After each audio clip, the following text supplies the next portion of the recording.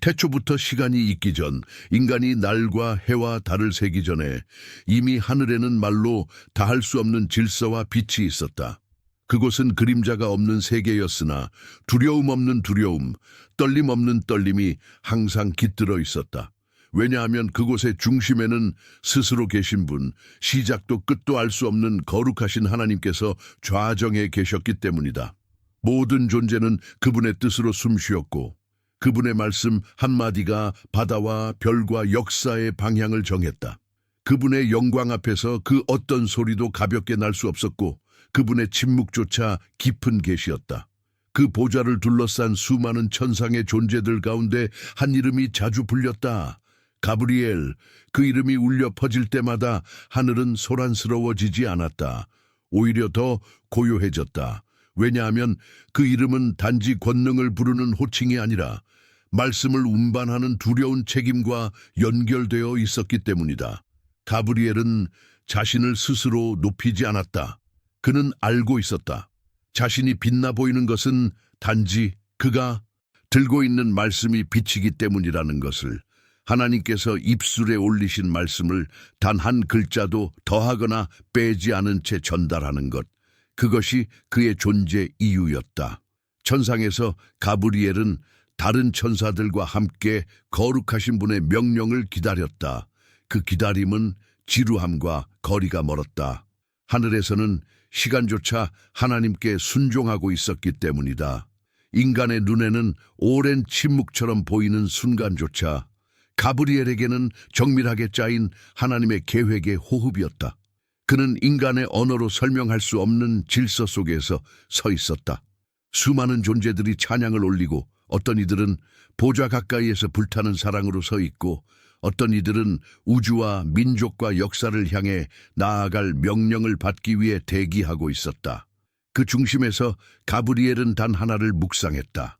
내 말이 아니라 그분의 말씀만이 생명을 준다. 가브리엘은 힘 있는 존재였다. 그러나 그 힘은 자기 과시의 힘이 아니었다. 그에게 주어진 권위는 언제나 위임된 권위였다. 그가 어디로 내려가든 누구에게 나타나든 그가 전하는 것은 자기 생각이나 감정이 아닌 하나님의 정확한 결정이었다. 그래서 그는 침묵을 소중히 여겼다. 인간의 세상에서는 말이 넘쳐 흘렀지만 하늘에서의 말은 언제나 목적이 있었다. 가브리엘은 그 목적을 흐리지 않기 위해 자신 안에서 어떤 생각도 하나님의 말씀보다 앞서지 않도록 지켰다. 그의 정체성은 단순했다. 나는 보내심을 받은 자, 나는 전하는 자, 나는 그분 앞에 서 있다. 그는 수없이 많은 광경을 보았다. 별들이 불려 나오는 장면, 바다가 경계를 정하는 명령을 받는 순간, 인간이 흙으로 빚어지고 생기가 불어넣어지는 신비. 가브리엘은 그 모든 것을 하나님의 눈길 아래에서 지켜보았다. 그가 본 것은 단순한 능력이 아니었다. 그것은 사랑이었다. 죄 없는 창조를 향한 사랑, 그리고 이미 하나님은 알고 계셨던 타락 이후의 피와 눈물, 회복과 구원의 길까지 포함한 사랑. 가브리엘은 그 사랑을 알기에 전하는 한마디 한마디가 얼마나 무거운지 알고 있었다. 그가 지닌 위험은 바로 그 무게에서 왔다. 하늘의 거룩한 공간에서 가브리엘은 종종 보좌 앞에 서 있었다. 그 자리에서 그는 자신을 드러내지 못했다. 오직 엎드리고 오직 경외할 뿐이었다. 그분의 빛이 너무 선명하여 그 어떤 피조물도 자기의 영광을 주장할 수 없었다. 가브리엘은 알았다. 자신이 사람들 앞에 나타날 때 사람들은 두려워 떨며 엎드릴 것이고 어떤 이들은 그를 보며 놀라워할 것이지만 그 감탄의 대상이 자신이 되어서는 안 된다는 것을. 그래서 그는 언제나 자신을 감추고 메시지를 드러내야 했다. 두려워하지 말라라는 말은 단지 인간의 마음을 진정시키는 말이 아니라 그들의 시선을 하나님께 돌리는 첫 번째 문이었다. 또한 가브리엘은 인간을 모르는 존재가 아니었다. 그는 먼 곳에서 냉정하게 내려다보는 감시자가 아니었다. 그는 세대와 세대를 지나며 도시에 차오르는 우상 숭배의 연기와 골방에서 흘러나오는 진실한 기도의 눈물을 함께 보아왔다.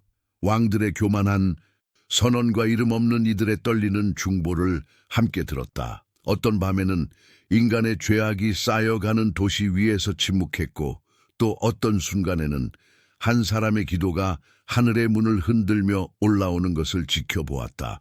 그는 알고 있었다. 하나님은 듣고 계시며 결코 잊지 않으신다는 것을. 그래서 가브리엘이 움직일 때는 항상 그 뒤에 있는 하나님의 응답이 있었다. 그러나 그의 마음에도 떨림이 있었다. 그 떨림은 불순종의 두려움이 아니라 완전한 순종을 반드시 지켜야 한다는 거룩한 부담감이었다. 그가 한 단어를 잘못 전한다면, 한 시각을 앞당기거나 늦춘다면, 한 표정을 잘못 비춘다면 사람의 마음에 왜곡된 그림이 그려질 수도 있었다. 그만큼 그는 자신의 존재를 다해 하나님의 뜻과 하나님의 어조와 하나님의 마음을 품으려 했다. 그가 전하는 말은 예언이 되기도 하고 위로가 되기도 하고 경고가 되기도 하고 새 시대의 문을 여는 열쇠가 되기도 했다. 그 모든 순간에 가브리엘은 자신이 한낱 통로에 불과하다는 사실에 안도했다. 통로가 자기를 주장하지 않을 때 물은 맑게 흐를 수 있기 때문이다. 하늘에는 노래가 있었다. 끝없이 반복되는 거룩의 노래, 영원히 식지 않는 감사의 화답. 그 가운데 서 있는 가브리엘은 찬양과 사명 사이를 오갔다.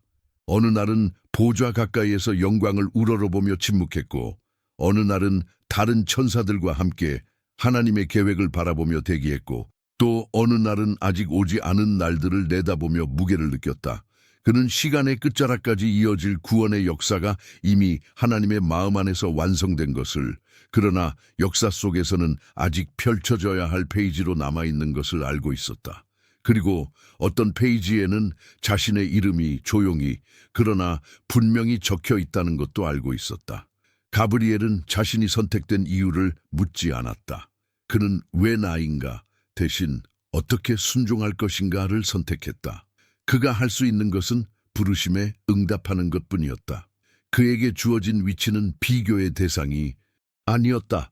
다른 천사들은 다른 임무를 받았고, 어떤 이들은 보좌를 지키고, 어떤 이들은 싸우며, 어떤 이들은 찬양만으로 사명을 다했다. 가브리엘은 단지 알고 있었다.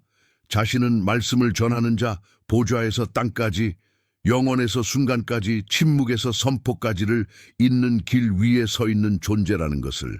그 사실만으로도 그의 존재는 충분히 가득했다. 그리고 어느 순간 하늘의 정적을 가르는 그분의 시선이 그에게 머문다. 아직 이름이 불리지 않았는데도 가브리엘의 영은 떨림을 느낀다. 하나님의 마음 안에서 무언가가 움직이고 때가 가까워지는 기척이 일어난다. 민족과 왕과 선지자, 눈물과 탄식, 기다림과 약속이 한 줄로 이어지는 장면이 영원 속에서 스치고 지나간다. 가브리엘은 머리를 숙인다. 준비된 자의 자세였다. 부르심은 언제나 갑자기 오지만 순종은 미리 결정되어 있는 법이었다.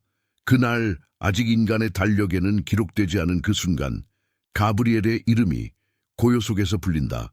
그리고 그는 알고 있었다. 이제부터 전하게 될 말씀들은 단지 한 시대를 넘어 역사의 기둥을 이루게 될 것이라는 것을. 하지만 그가 품은 이 깨달음과 떨림의 깊이는 아직 땅 위에 드러나지 않았다. 그의 날갯짓은 아직 시작에 불과했고 하늘의 명령은 아직 완전히 낭독되지 않았다. 그는 일어서지 않는다. 먼저 엎드린다. 그분 앞에서. 그리고 그 자리에서 한 시대와 또 다른 시대를 잇는 첫 명령을 기다리며 완전한 침묵으로 순종을 준비한다. 아직 땅의 누구도 그의 이름을 알지 못하는 그 순간, 하늘에서는 이미 한 메신저가 역사를 향해 걸어 나갈 준비를 마치고 있었다. 시간은 인간의 눈으로 보면 흐르고 흩어지지만 가브리엘에게 시간은 하나님께서 펼쳐가시는 길과 같았다. 시작점도 종착점도 그 안에 숨겨진 의미도 오직 한 분의 손에 있었고, 그는 그 거대한 흐름 속에서 단 한 줄기 명령을 기다리는 자였다.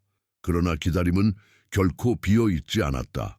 하늘에서의 기다림은 훈련이었고 연단이었고 침묵 속에서 하나님의 마음에 더 가까이 붙들리는 과정이었다. 가브리엘은 보좌 앞의 침묵을 사랑했다.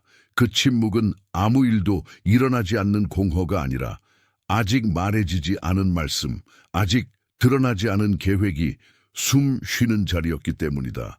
그는 그 침묵 속에서 자신이 누구인지, 누구의 것인지, 무엇을 위해 존재하는지 끊임없이 새기고 또 새겼다.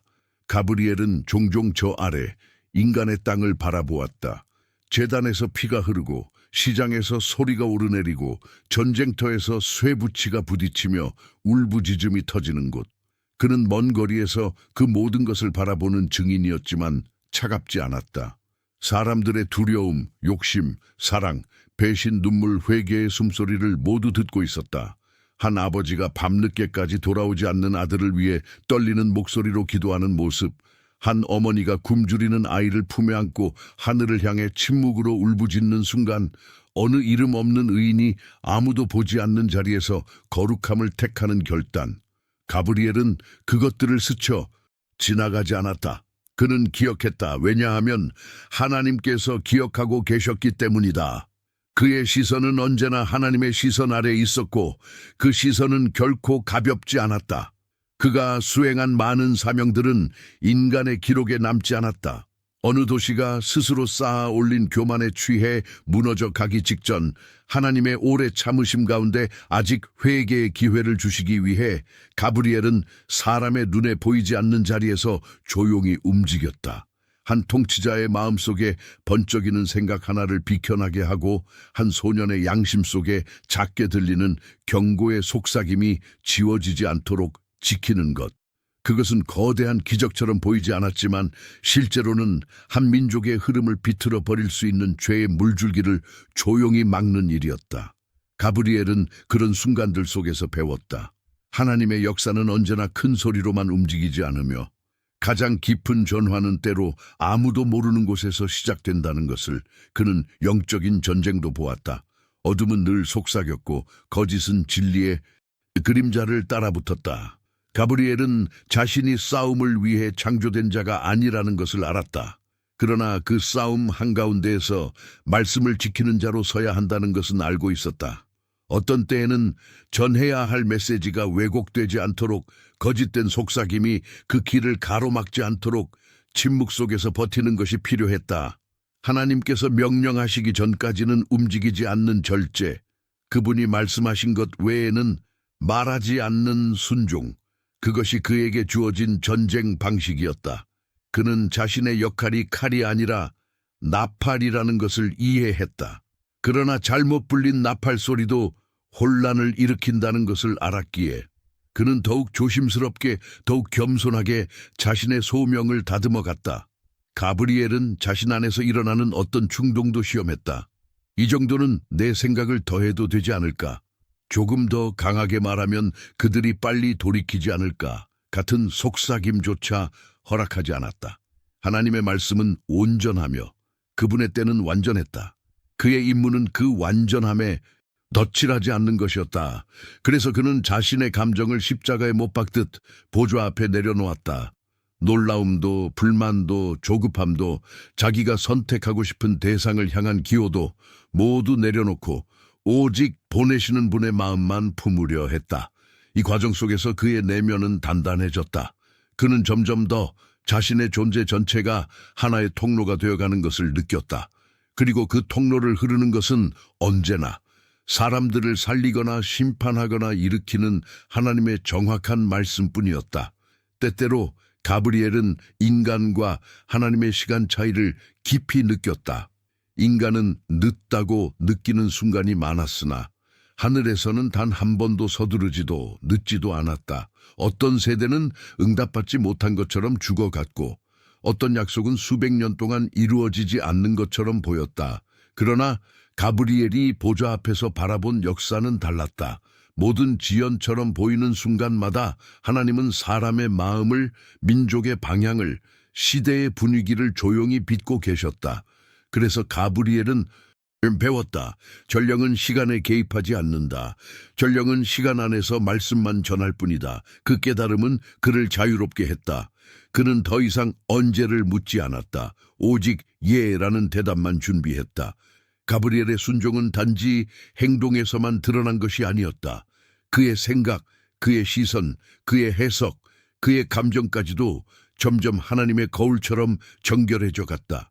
그는 인간의 죄악을 보면서도 절망에 빠지지 않았다. 하나님의 오래 참으심을 알고 있었기 때문이다.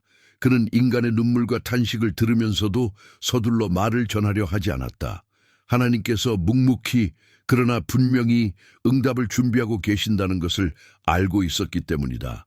어떤 날에는 한 사람의 기도 때문에 온 도시를 향한 진노의 시점이 미뤄지는 것을 목격했고, 어떤 날에는 수많은 불의 가운데서도 한 가정의 진실한 경외가 어둠의 흐름을 꺾는 것을 보았다. 그 모든 순간은 가브리엘에게 하나의 사실을 새겨주었다. 하나님의 말씀은 언제나 사람보다 크지만 언제나 사람 속으로 오신다. 그래서 그는 점점 더 인간을 두려워하지 않게 되었고, 동시에 인간을 가볍게 여기지도 않게 되었다. 그들은 흙으로 지음받았으나 그들을 향한 하나님의 관심은 우주보다 더 섬세했다. 가브리엘은 그 사실을 아는 이상 자신이 전하게 될 어느 날의 메시지들이 얼마나 무거운지 또 얼마나 따뜻한지 준비하지 않을 수 없었다. 그는 하늘의 거리를 두고 인간을 판단하는 영이 아니라 하나님의 마음 가까이에서 인간을 바라보는 증인이었다. 이 시선의 훈련이 앞으로 그가 전해야 할 결정적인 말씀들을 감당할 수 있도록 그를 단련하고 있었다. 그리고 어느 날 하늘의 침묵 속에서 미세한 변화를 감지하는 순간이 찾아온다. 아직 명령은 떨어지지 않았다. 그러나 가브리엘은 느낄 수 있었다. 수많은 작은 사명들, 이름 없이 드나들던 순간들, 보이지 않는 전쟁 속에서 지켜낸 순종과 침묵이 이제 하나의 방향을 가리키고 있다는 것을, 그의 내면에는 설명할 수 없는 확신이 일어났다. 곧 내가 전해야 할 말씀이 역사의 줄기를 가를 것이다. 그러나 그는 그 확신조차 말로 꺼내지 않는다. 전령에게 허락된 것은 예측이 아니라 응답뿐이기 때문이다. 그는 다시 보좌 앞에 선다. 아니, 엎드린다. 그의 날개는 접혀 있고 그의 시선은 오직 한 분께 고정되어 있다. 땅의 왕들은 여전히 자기 이름을 높이고 도시들은 여전히 자기 영광을 위해 탑을 쌓고 어떤 이들은 조용히 하나님을 찾고 있었다. 그 모든 소리가 뒤섞인 가운데 하늘은 여전히 질서정연했고 주의 음성은 여전히 흔들리지 않았다. 가브리엘은 그 음성이 울려 퍼질 바로 그 순간을 위해 다시 한번 자신의 존재 전체를 조용히 드린다. 순종은 이미 선택되었고 그의 마음은 준비되어 있었다. 다음에 들려올 단 한마디의 부름이 그를 침묵의 자리에서 역사 한복판으로 보내리라는 것을 알면서도 그는 서두르지 않았다. 왜냐하면 진짜 전령은 부르심이 임하기 전까지 끝까지 침묵할 줄 아는 자이기 때문이다. 바람이 멈춘 듯한 하늘의 침묵 속에서 마침내 그분의 음성이 가브리엘을 향해 흐르기 시작했다.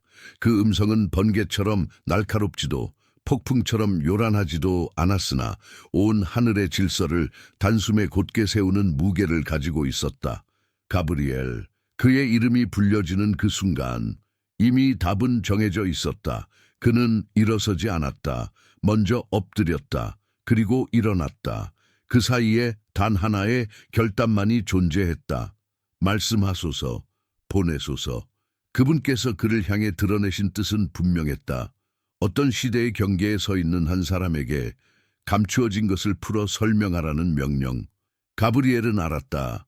이제 그는 단지 개인의 엔웨이가 아니라 앞으로의 세대를 가를 계시를 들고 가야 한다는 것을. 지상에서는 바벨론의 영광이 저물어 가고 있었다.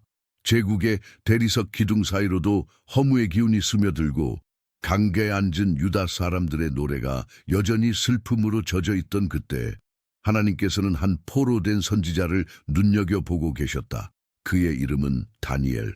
어린 시절 고향을 떠나 이방 궁정의 언어와 법을 배웠으나 마음 깊은 곳에 여전히 하나님의 율례와 약속을 숨겨둔 자. 사람들은 그를 정치가로 총리로 보았지만 하늘은 그를 마음이 하나님께 기울어진 자로 읽고 있었다. 가브리엘이 향해야 할 곳은 바로 그 사람의 곁이었다.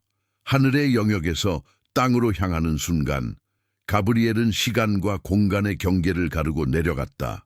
그의 발걸음은 무겁지 않았으나 그가 품은 말씀은 산 하나보다 무거웠다.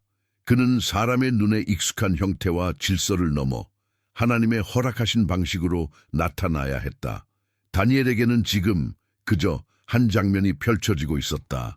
강가 근처, 수산성 근처에서 양과 수염소, 뿔과 충돌, 꺾임과 승리와 교만이 얽혀있는 이상한 환상이 그의 눈앞을 뒤흔들고 있었다. 그 환상은 인간의 계산으로는 풀 수 없는 복잡한 상징들이었으나 하나님께서는 그것을 혼란으로 남겨두지 않으셨다. 그래서 가브리엘이 보내심을 받았다. 가브리엘아, 이 환상을 깨닫게 하라. 그분의 명령이 다시 한번 그의 존재를 관통했다. 가브리엘은 다니엘을 바라보았다. 선지자는 이미 힘이 빠져 얼굴이 창백해져 있었고 그의 시선은 두려움과 경외 그리고 이해하고자 하는 갈망 사이에서 떨리고 있었다. 가브리엘은 그 떨림을 가볍게 여기지 않았다. 하나님의 말씀을 알고자 하는 갈망은 언제나 하늘의 응답과 연결되어 있었기 때문이다. 그는 조용히 다니엘을 향해 다가갔다. 그 순간 다니엘은 인간으로서 감당하기 어려운 거룩의 무게에 짓눌리듯 얼굴을 땅에 대고 쓰러졌다. 가브리엘은 그 장면이 익숙하면서도 매번 새로웠다. 피조물이 거룩 앞에서 무너지는 모습은 두려움의 증거이자 진실한 위치의 회복이었기 때문이다.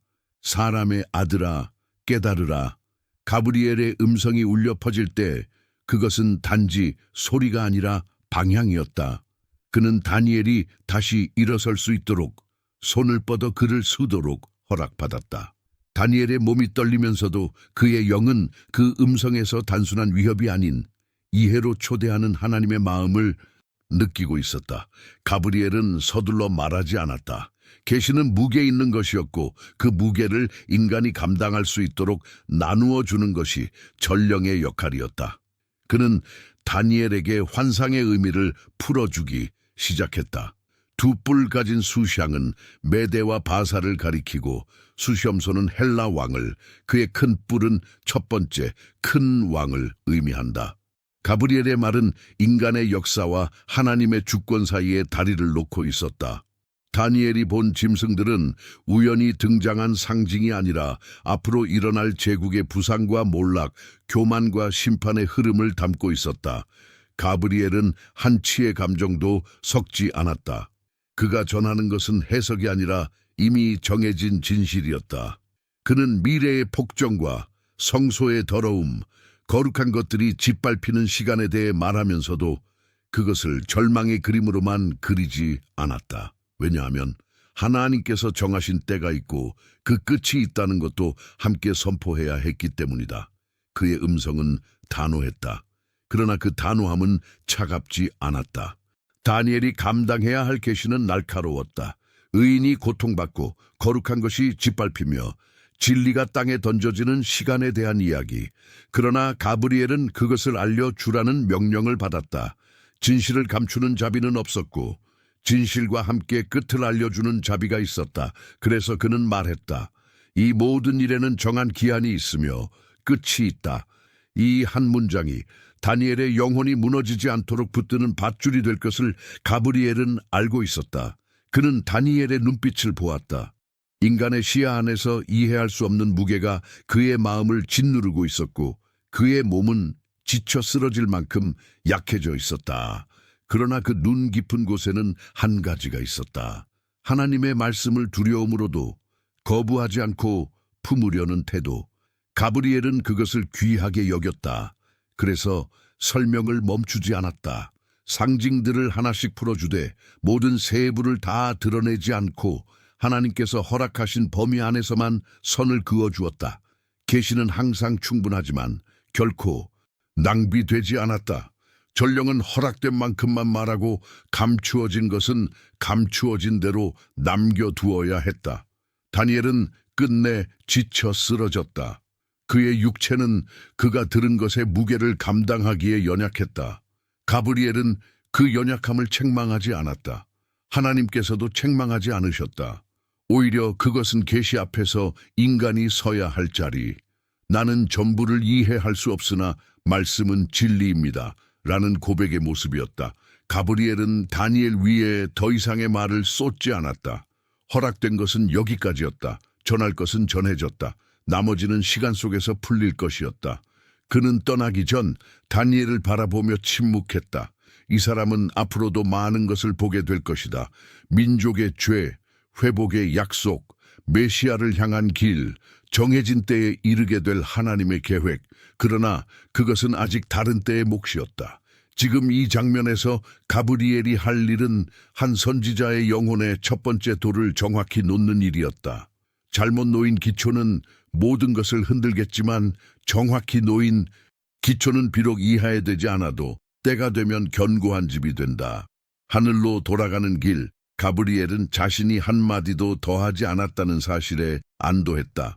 그리고 한마디도 빼지 않았다는 사실에 감사했다.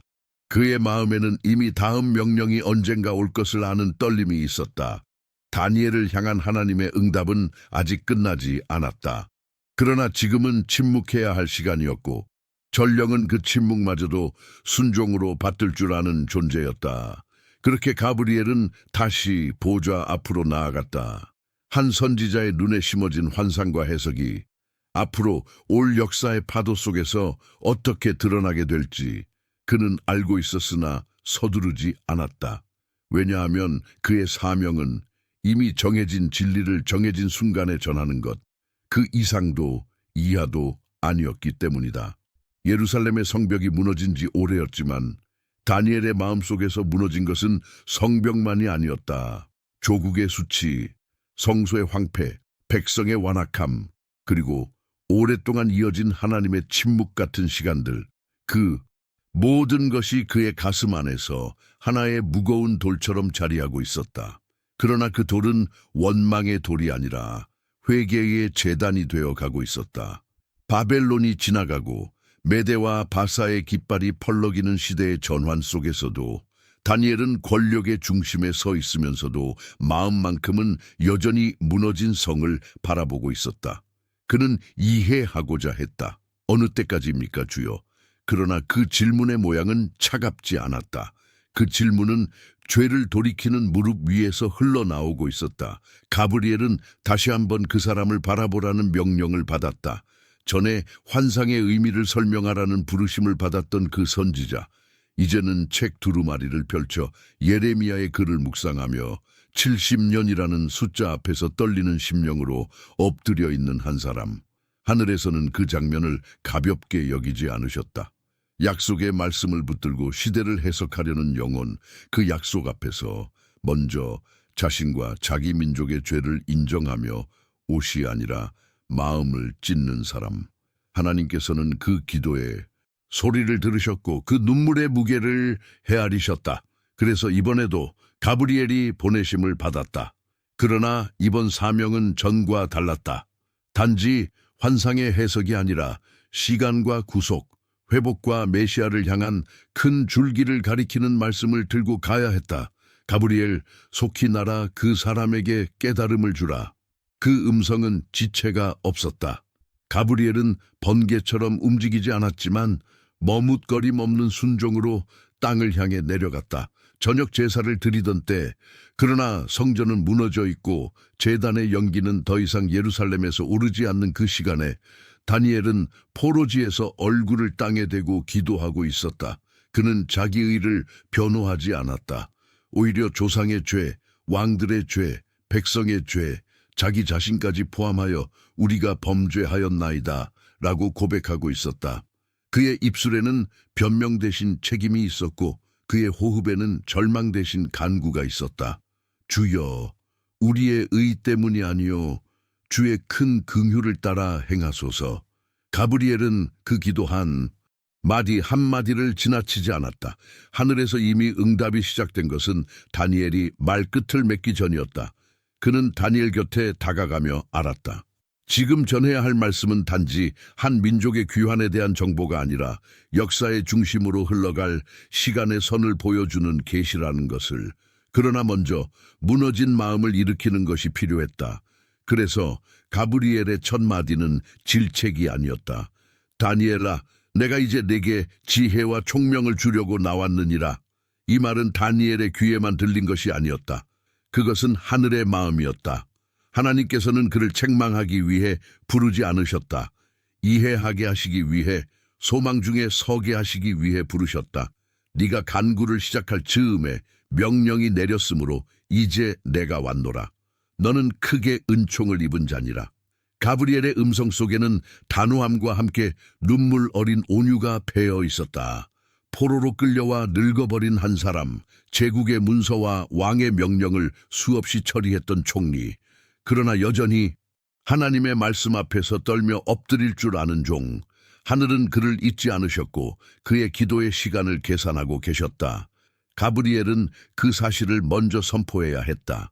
하나님의 비밀을 알기 전에 그 비밀을 들을 자가 하나님께 사랑받고 있음을 아는 것, 그것이 다니엘에게 필요했기 때문이다. 그 후 가브리엘은 조용히 그러나 정확하게 시간을 펼쳐 보이기 시작했다. 70일에 대한 말씀, 죄와 불법이 마침을 얻고 영원한 의가 드러나며 환상과 예언이 응하고 지극히 거룩한 이가 기름 부음을 받는 시점. 가브리엘은 숫자를 나열하기 위해 온 것이 아니었다. 시간의 배후에서 일하시는 하나님을 보여주기 위해 왔다. 다니엘 눈앞에는 아직 황폐한 성과 부서진 도성이 있을 뿐이었지만 가브리엘의 입술에서는 재건과 싸움, 메시아의 오심과 배척, 약속의 성취와 마지막까지 이어질 갈등의 선이 그려지고 있었다. 그 선은 이해하기에 벅찼으나 혼란을 위한 것은 아니었다. 하나님께서 역사를 우연에 맡기지 않으신다는 증거였다. 가브리엘은 그 모든 것을 말하면서도 다니엘의 연약함을 잊지 않았다.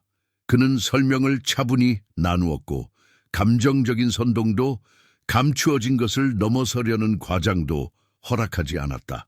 전령에게 허락된 자리는 계시와 침묵의 경계선이었다.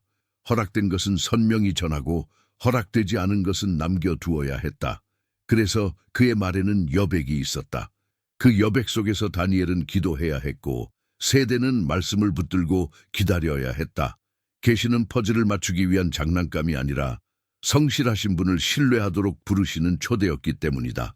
다니엘의 얼굴에는 여전히 피곤이 어린 듯 보였다. 그러나 그의 눈은 처음과 달라져 있었다. 무너진 도성의 돌들만 보던 눈이 이제는 정해진 때를 향해 움직이시는 하나님의 손길을 함께 보고 있었다.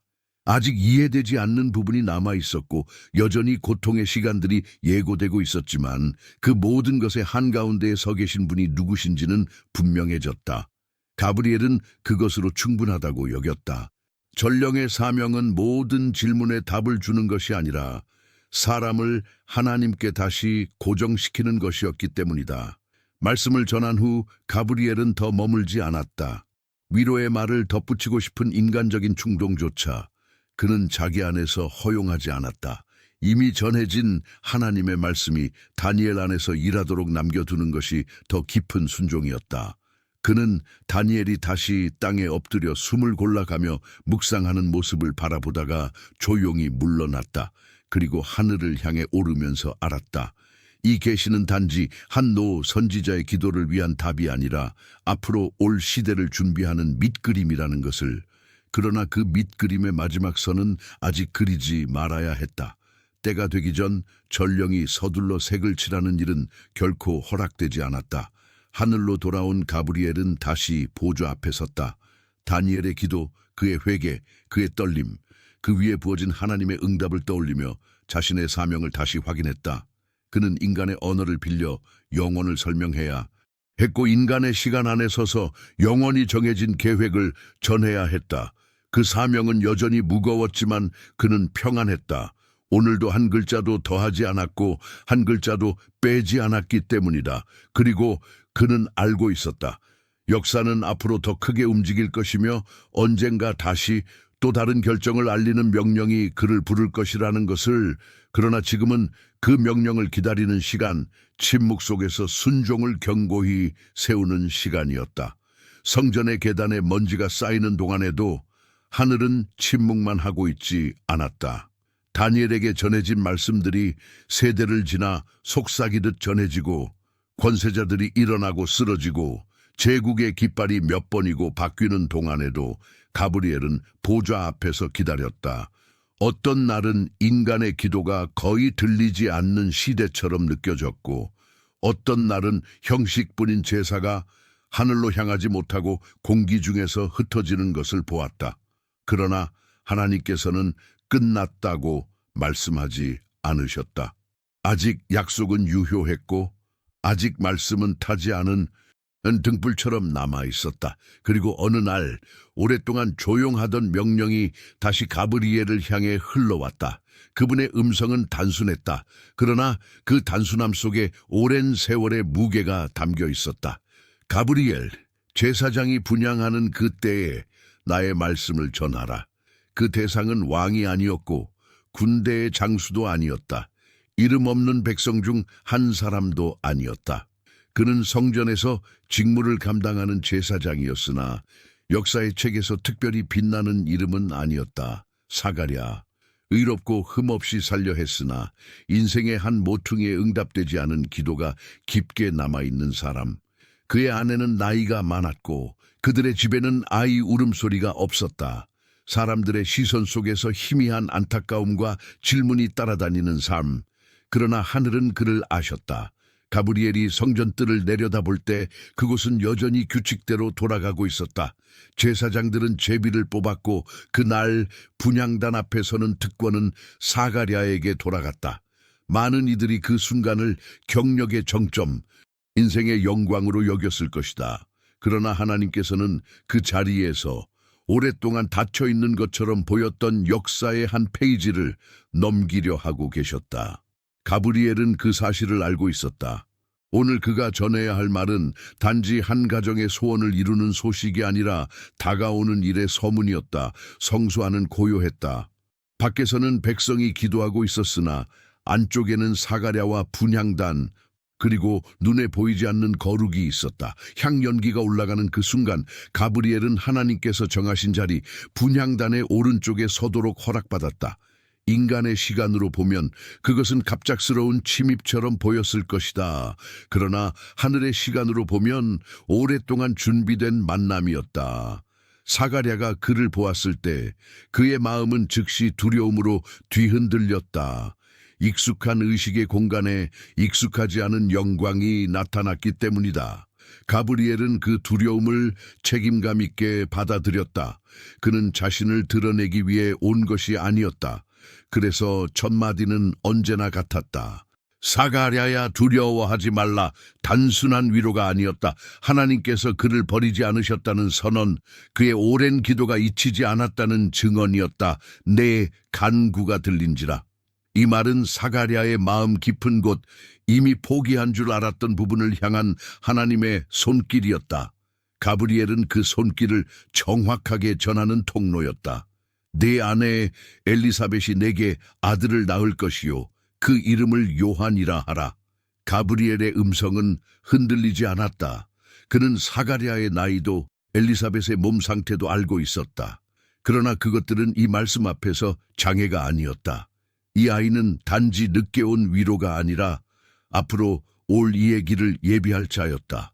가브리엘은 그의 사명을 설명했다. 많은 이들을 주께로 돌아오게 할 것, 성령의 충만함, 엘리야의 심령과 능력으로 아버지의 마음을 자녀에게로 돌이키게 할 것. 이 모든 말은 한 노부부의 기쁨을 넘어서 이스라엘의 오랜 기다림에 새벽빛을 올리는 선언이었다. 그러나 사가랴의 입술에서는 믿음과 의심이 섞인 말이 흘러나왔다. 내가 이것을 어떻게 알리요? 나는 늙었고 내 아내도 나이가 많나이다. 가브리엘은 그 질문 속에 담긴 인간의 연약함을 이해했다. 오랜 침묵, 오랜 지연, 오랜 체념이 만든 상처를 모르는 것이 아니었다. 그러나 지금 그 앞에서 서 있는 존재는 단지 어떤 환상이 아니라 하나님의 보좌 앞에 서 있는 자였다. 그래서 그는 자신의 정체를 분명히 밝혔다. 나는 하나님의 앞에 서 있는 가브리엘이라. 이것은 자기를 자랑하는 선언이 아니었다. 전해지는 말의 근원을 분명히 하는 증언이었다. 이 말씀은 인간의 계산에서 나온 약속이 아니라 전능하신 분의 결정을 담은 것임을 알리기 위한 것이었다. 그리고 가브리엘은 조용하지만 단호한 징계를 선포했다. 네가 내 말을 믿지 아니하였으므로 이것이 이루어지는 날까지 말을 못하게 되리라. 이 침묵은 버리면서도 동시에 표적이었다. 하나님께서 말씀하신 것이 반드시 이루어진다는 증거가 될 것이었다. 가브리엘은 그 언약이 사가랴의 삶 안에서 어떻게 자라날지 알았다. 집으로 돌아간 후 그의 아내의 몸에서 시작될 생명의 기척, 동네 사람들의 수군거림, 배가 불러올수록 깊어지는 경외, 말할 수 없는 남편과 약속을 품은 아내 사이의 비밀스러운 기쁨. 그는 그 모든 것을 미리 알고 있었지만 더 말하지 않았다. 전령은 항상 필요한 만큼만 말해야 했다. 성소 밖에서 백성은 기다리고 있었다. 왜 이렇게 오래 걸리는지 궁금해하다가 사가랴가 나와 말을 못하는 것을 보고 그가 환상을 본 줄 알았다. 그러나 그들이 이해한 것은 일부에 불과했다. 가브리엘이 떠나며 바라본 것은 한 제사장의 침묵 속에 시작된 하나님의 소리였다. 앞으로 태어날 아이의 울음은 단지 부모의 기쁨이 아니라 오랫동안 닫혀있던 시대를 여는 나팔 소리였다. 그러나 아직 그 소리는 들리지 않았다. 지금은 숨겨진 시간, 준비의 시간, 조용한 기적의 시간이었다. 하늘로 돌아온 가브리엘은 이 사명을 가볍게 여기지 않았다. 그는 알고 있었다. 이 날의 메시지는 그저 과거 기도의 응답이 아니라 더 큰 길을 닦는 첫 삽질과 같다는 것을. 다니엘에게 전했던 시간의 계시와 지금 사가랴에게 전한 아이의 탄생 소식이 보이지 않는 곳에서 한 줄로 이어지고 있었다. 그러나 그 줄기의 다음을 그는 아직 말하지 않았다. 아직 한 이름이 입술에 오르지 않았고 아직 가장 거룩한 소식은 선포되지 않았다. 가브리엘은 다시 보좌 앞에 엎드렸다. 그리고 조용히 기다렸다.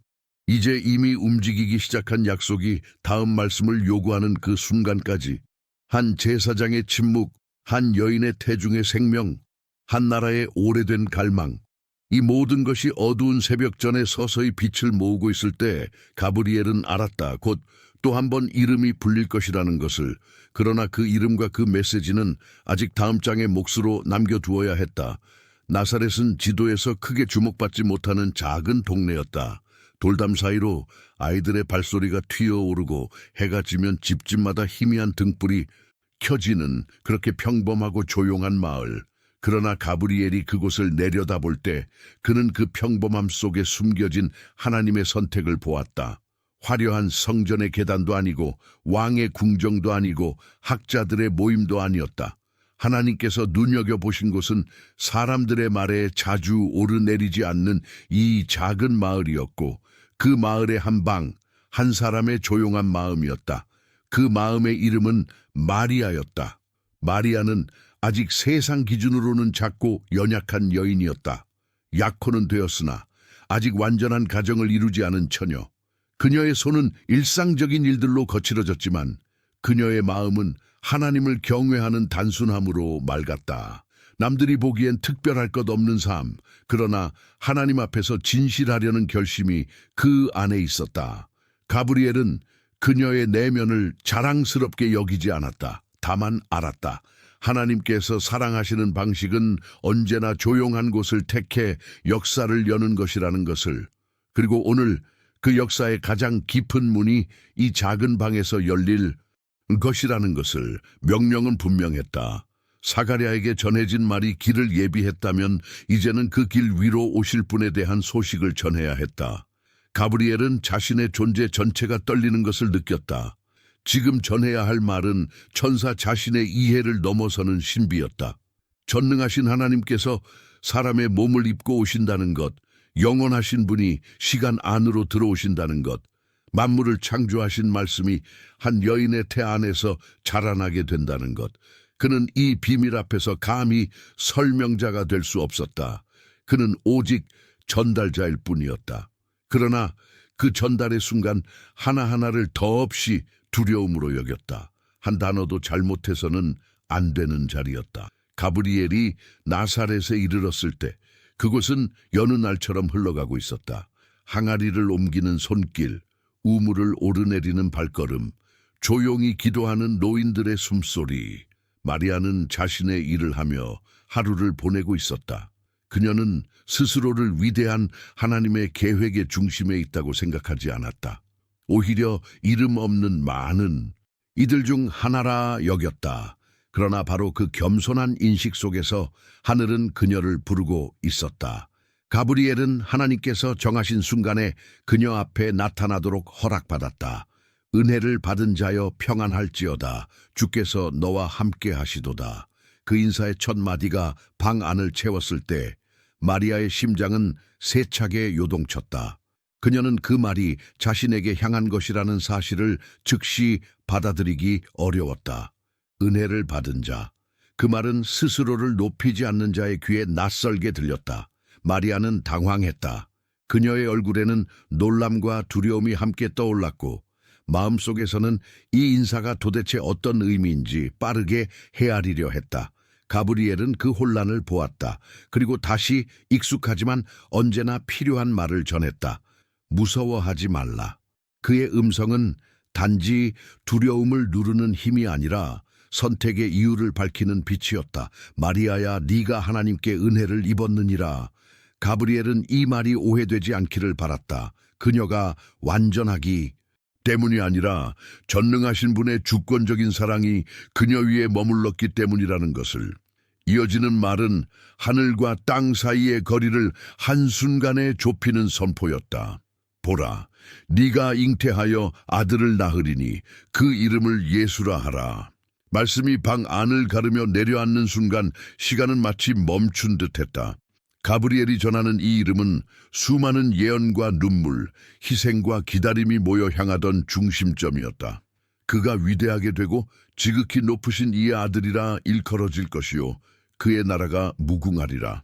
이것은 단지 한 아이의 탄생 소식이 아니었다. 다윗에게 약속하신 왕위, 선지자들에게 보여주신 구원의 그림, 조용한 골방에서 부르짖던 세대들의 기도가 하나로 이어져 지금 이 자리에서 한 여인의 귀에 닿고 있었다. 가브리엘은 그 무게를 알고 있었지만 그 의미를 전부 설명할 수는 없었다. 그는 다만 하나님께서 주신 문장들을 흔들림 없이 전했다. 마리아의 눈에는 두려움과 순수한 질문이 동시에 비쳤다. 그녀의 질문은 사가랴의 그것과는 달랐다. 의심이 아니라 이해하고자 하는 겸손한 갈망이 담겨 있었다. 나는 남자를 알지 못하는데 어찌 이 일이 있으리이까? 그녀는 하나님의 능력을 부정하지 않았다. 다만 거룩한 일이 자기 안에서 어떻게 이루어질 수 있는지 묻고 있었다. 가브리엘은 그 차이를 선명히 느꼈다. 그래서 그의 대답도 부드러우면서도 깊었다.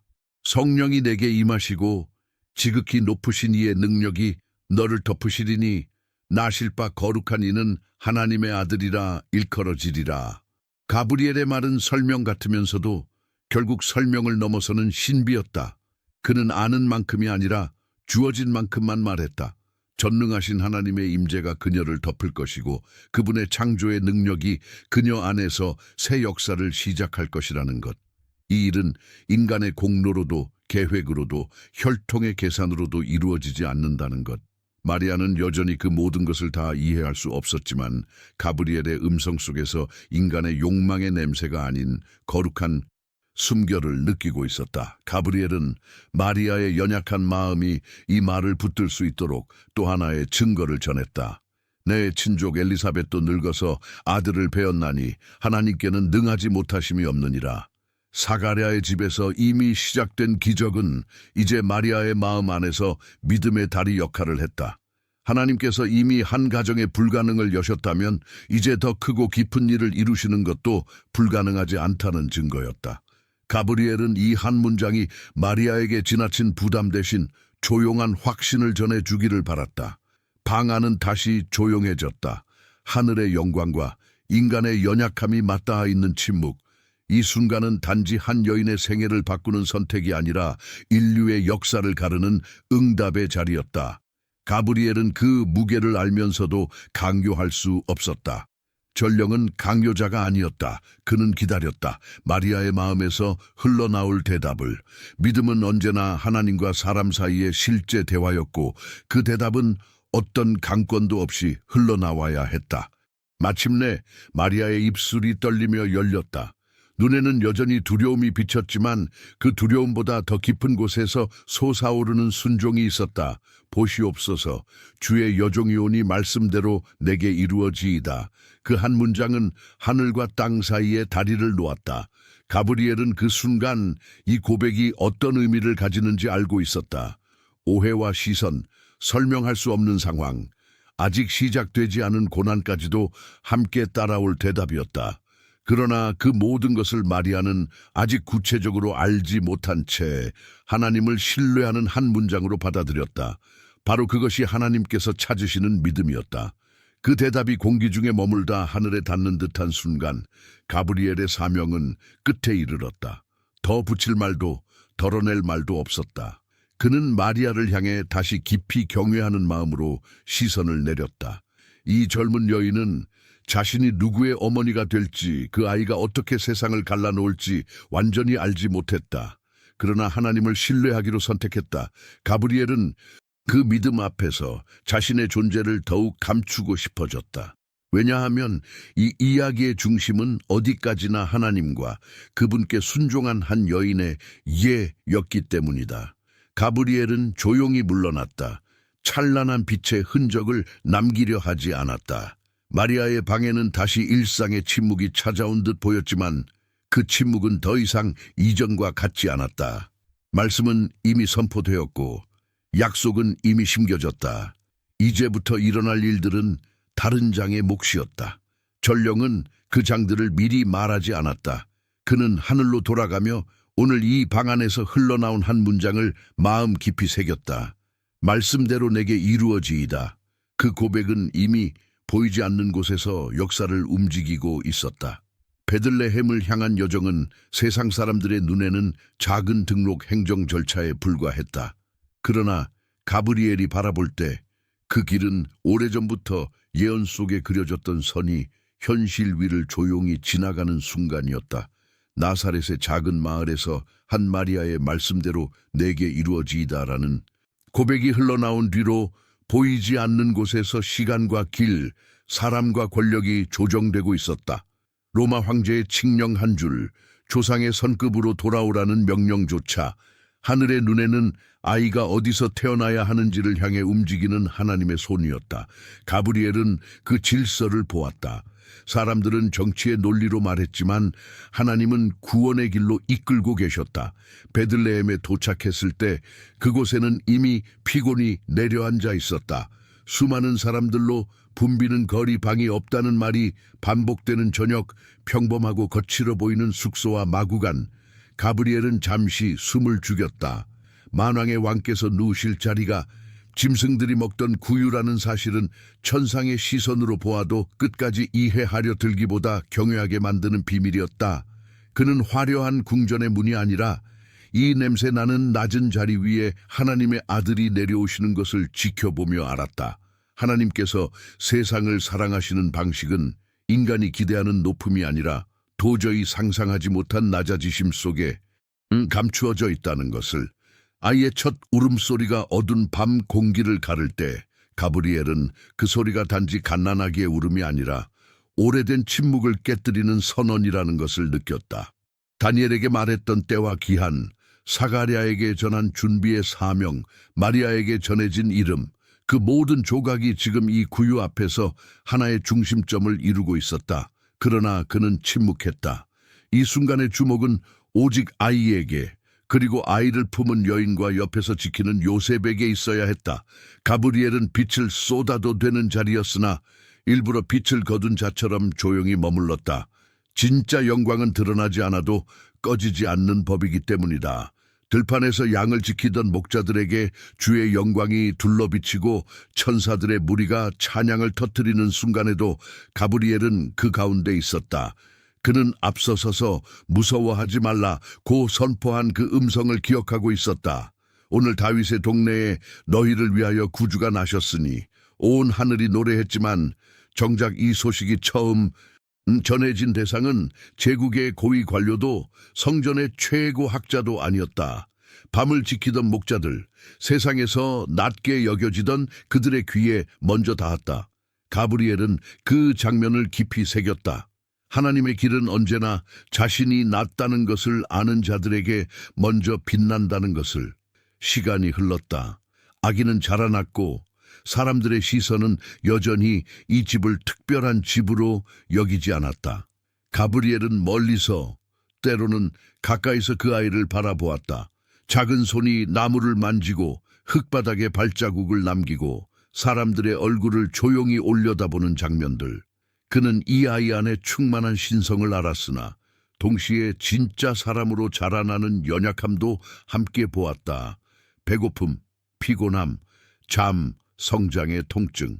그 모든 것을 선택하신 하나님을 생각할 때마다 가브리엘은 감히 그 비밀을 설명할 마음이 들지 않았다.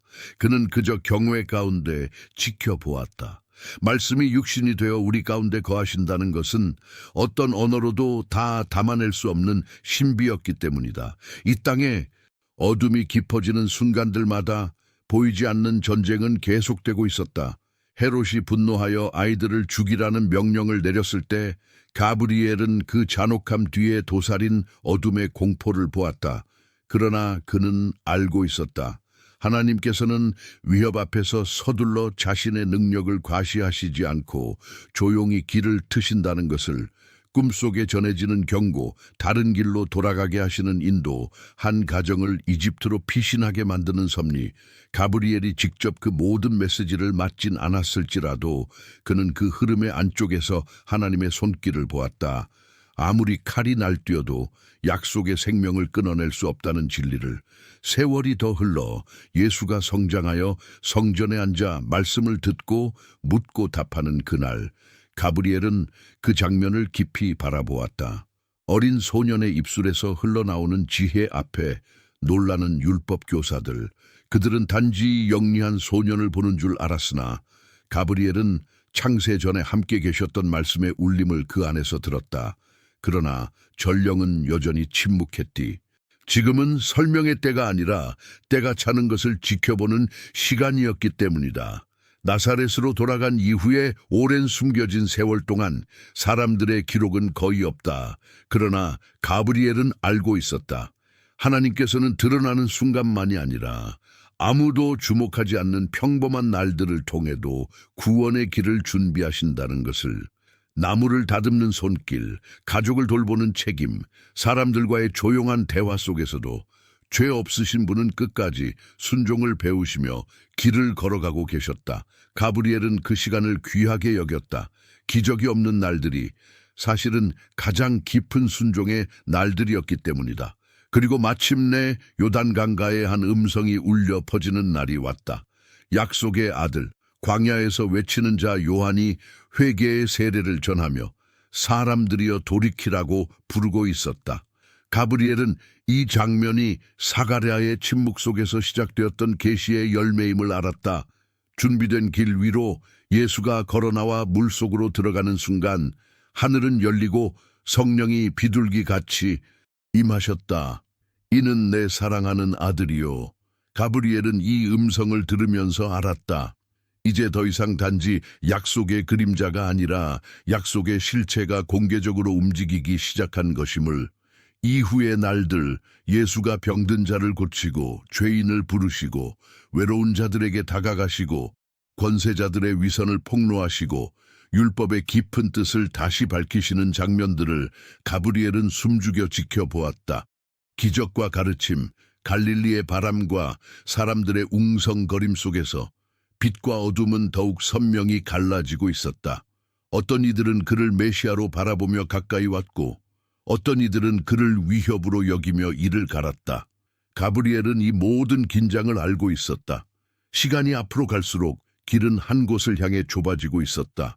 그러나 그는 아직 말하지 않았다. 제자들의 오해, 군중의 일시적인 열광, 종교 지도자들의 밀담, 어둠의 세력이 서서히 조이는 움직임, 이 모든 것이 다가오는 어떤 날을 준비하고 있었지만 그 날을 말로 앞당기는 것은 자신의 역할이 아니었다. 전령은 계시의 순서를 존중해야 했다.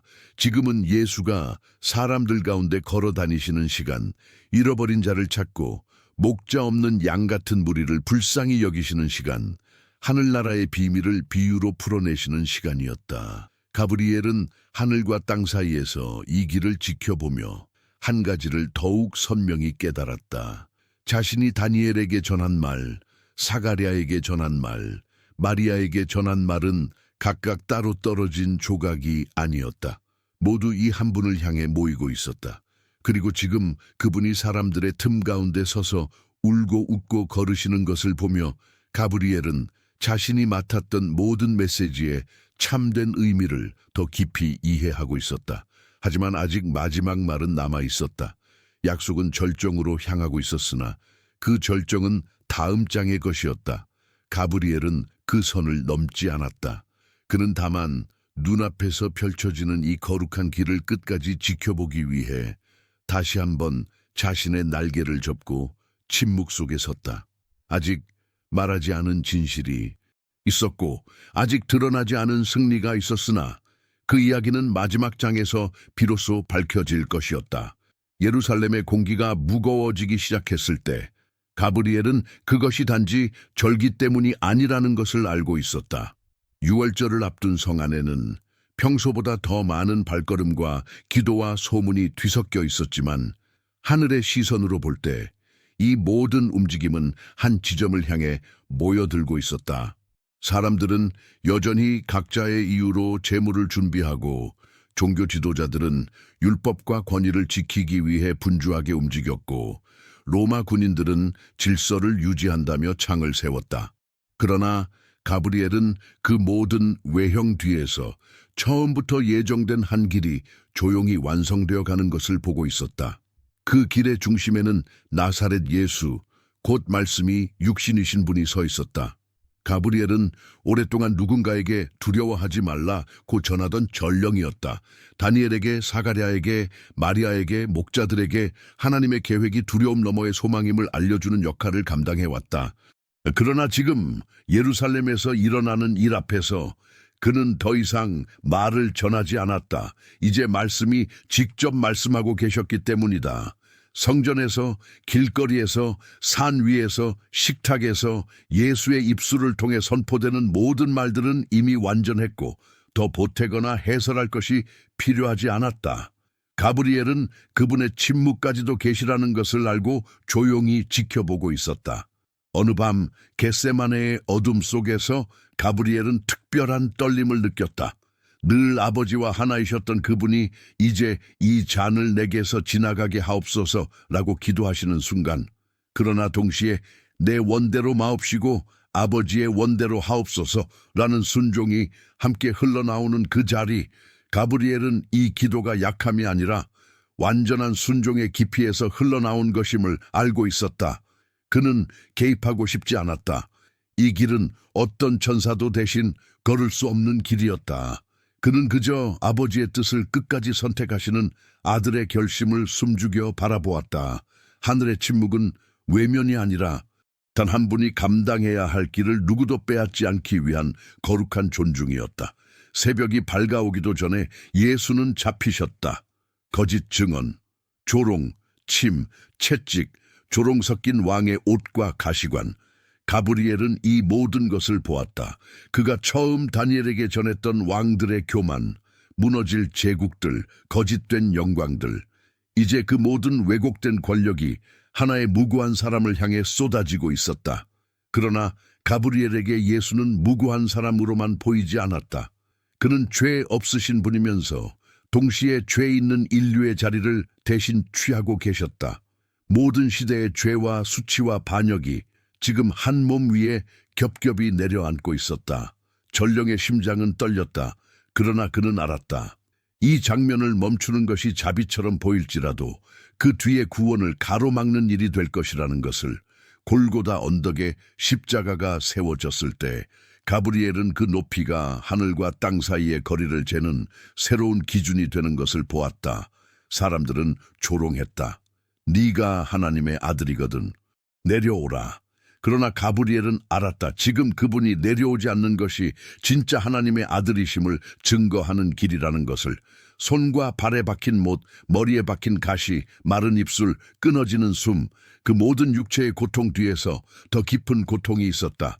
죄 없으신 분이 죄인의 자리를 받으시는 고통, 완전한 사랑이 거절당하는 고통. 가브리엘은 하늘에서조차 완전히 이해할 수 없는 이 신비 앞에서 고개를 숙였다. 그는 많은 메시지를 전해봤지만 이날만큼 명확한 하나님의 대답은 없었다. 내가 너희를 이렇게까지 사랑한다. 다 이루었다. 그분의 입술에서 마지막 선언이 흘러나왔을 때 땅은 떨렸고 휘장이 위에서 아래로 찢어졌다. 가브리엘은 그 찢어진 틈을 바라보았다. 그것은 단지 천이 갈라진 것이 아니었다. 하나님과 사람 사이를 가로막던 장벽이, 죄로 인해 닫혀있던 길이 어린 양의 피로 열리는 순간이었다. 이제 더 이상 홀로 떨며 멀리 서 있을 수밖에 없던 이들이 피를 힘입어 가까이 나아갈 수 있게 된 것이다. 가브리엘이 평생 전하던 모든 두려워하지 말라는 말이 이 한순간에 완성된 것처럼 보였다. 두려워할 이유는 사라지지 않았지만 두려움보다 깊은 은혜가 열린 것이었다. 예수의 몸이 무덤에 눕혀졌을 때 세상은 끝난 것처럼 보였다. 제자들의 얼굴에는 허탈함과 공포가 뒤섞여 있었고, 지도자들은 안도의 숨을 쉬었고, 로마 군인들은 그저 또 하나의 처형을 지나가는 사건으로 여겼다. 그러나 가브리엘은 알고 있었다. 하나님께서 진실로 침묵하실 리 없다는 것을. 무덤 앞의 돌은 사람들의 불신과 권력의 상징처럼 보였으나 하늘의 눈에는 곧 굴려질 장애물에 불과했다. 가브리엘은 명령을 기다렸다. 이번에는 두려워하는 선지자에게도, 늙은 제사장에게도, 어린 여인에게도 아닌 죽음의 자리에서 다시 시작될 소식을 전하기 위한 준비였다. 무덤을 지키는 자들이 떨리며 죽은 사람과 같이 되더라. 새벽, 아직 어둠과 빛이 섞여 있는 그 시간, 가브리엘은 번개와 같은 광채로 내려왔다. 돌은 굴려졌고 무덤은 비어 있었다. 그러나 그는 생명의 주를 깨운 것이 아니었다. 이미 생명의 주께서 죽음을 깨뜨리고 일어나셨고, 가브리엘은 그 사실을 드러내는 증인으로 서 있을 뿐이었다. 여인들이 달려와 두려움과 슬픔으로 무덤을 찾았을 때 그들은 그를 보고 떨었다. 가브리엘의 목소리는 그 어느 때보다 또렷했다. 두려워하지 말라. 너희가 십자가에 못 박히신 예수를 찾는 줄을 내가 아노라. 그가 여기 계시지 않고 살아나셨느니라. 그 말은 단지 정보가 아니었다. 가브리엘이 전해온 모든 말씀의 정점이었다. 다니엘에게 말한 정한 기한, 사가랴에게 전한 준비, 마리아에게 들려준 이름, 목자들에게 선포한 기쁜 소식, 요단에서 울려 퍼진 아버지의 음성. 이 모든 것이 무덤의 빈자리를 통해 증명되고 있었다. 죄와 사망, 심판의 무게는 여전히 현실이었지만 이제 그보다 큰 현실이 드러났다. 부활하신 주. 가브리엘은 이 진실을 과장하지 않았다. 그럴 필요가 없었다. 있는 그대로 전하는 것만으로도 모든 세계를 흔들기에 충분했기 때문이다.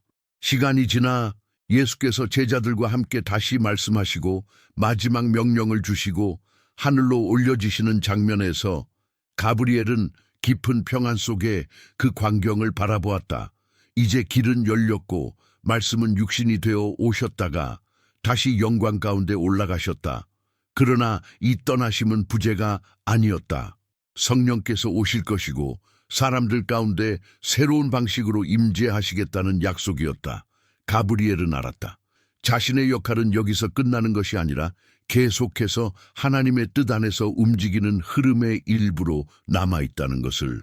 그러나 이 이야기의 중심은 더 이상 가브리엘이 무엇을 말하는가가 아니라 예수가 누구신가에 완전히 고정되었다. 이제 가브리엘은 하늘의 자리에서 이 이야기를 듣는 이들을 바라본다. 먼 시대, 다른 문화, 다른 언어 속에서 이 이야기를 듣고 있는 누군가, 상처난 마음으로, 죄책감 속에서, 공허한 성공 한가운데서, 설명되지 않는 고통 속에서, 혹은 믿음과 의심 사이에서 흔들리며 이 여정을 따라온 사람들. 그는 알고 있다. 이 이야기는 단지 고대의 기록이 아니라 지금도 각 사람의 심장 앞에 서서 묻고 있는 하나님의 부르심이라는 것을 가브리엘은 다시 한번 말하고 싶다. 그러나 이번에는 자신을 드러내는 전령이 아니라 십자가와 부활을 증거하는 조용한 증인으로 말한다. 두려워하지 말라. 너의 과거 때문에, 네가 감당하지 못한 죄 때문에, 아직 해결되지 않은 상처 때문에, 하나님께 돌아갈 얼굴이 없다고 느끼는 그 마음 때문에도 십자가 위에서 이미 대답이 선포되었다. 다 이루었다. 너를 향한 형벌의 계산, 너를 붙들고 있던 죄의 빚, 너를 조용히 삼키려 하던 죽음의 결론, 그 모든 것이 그분의 피 아래에서 무너졌다. 그가 여기 계시지 않고 살아나셨느니라. 이것은 단지 예수 한 분의 승리가 아니다. 그분 안에 숨는 자들의 길이 열렸다는 선언이기도 하다. 과거를 지울 수는 없지만 그분 안에서 새로운 시작은 실제가 된다. 두려움이 완전히 사라지지 않을 수 있지만 두려움보다 깊은 신뢰를 선택할 수 있는 근거가 여기 있다. 하나님은 멀리 있는 분이 아니라 인간의 역사와 눈물 속으로 들어오셔서 끝까지 사랑하신 분이시다. 그러므로 이제 이 이야기를 들은 너에게 남은 것은 한 가지 질문이다. 그분이 이미 너를 위해 여기까지 오셨다는 이 소식을 그냥 이야기로 둘 것인가? 아니면 너 자신의 삶에 대한 하나님의 초대로 받을 것인가? 가브리엘은 강요할 수 없다. 그는 처음부터 끝까지 말씀을 전할 뿐이었다. 선택은 언제나 사람의 몫이었다. 그러나 그는 알고 있다. 한 사람의 조용한 예가 마리아의 고백처럼 역사를 바꾸지는 않을지라도 그 사람의 인생 전체를 새롭게 할 수 있다는 것을. 지금 이 순간 네 마음 깊은 곳에서 조용히 대답하라. 나는 이 예수를 나를 위해 오신 하나님의 아들로 믿겠습니다. 혹은 하나님, 내가 잘 모르겠지만 알고 싶습니다. 나를 인도해 주십시오. 작은 속삭임 같아도 하늘은 그 소리를 듣는다. 가브리엘은 그 사실을 누구보다 잘 알고 있다. 이것이 그가 전해온 모든 이야기의 끝이자 너를 향한 시작이다.